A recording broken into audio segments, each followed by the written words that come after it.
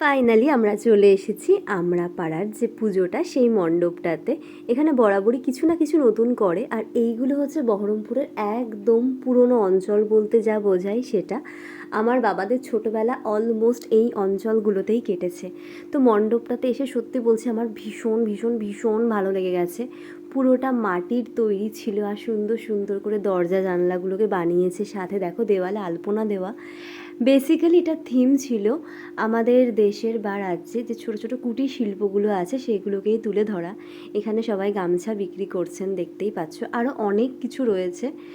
আর এই আসার সময় লাইটিংটা দেখেছি, সেটাও বেশ ভালো। আর বাইরে থেকে তোমাদেরকে মণ্ডপটা একবার দেখিয়ে দিই। পুরোটাই গামছা দিয়ে বানানো ছিল, বিভিন্ন রকমের গামছা, মাদুর, এইসব দিয়ে আমরাতলা দুর্গা মন্দির বা দুর্গা মণ্ডপ। এটাতে কারা কারা এসেছো আমি জানি না, বাট ভেতরের যে ভিউটা সেটাও সত্যি খুবই খুবই খুবই সুন্দর।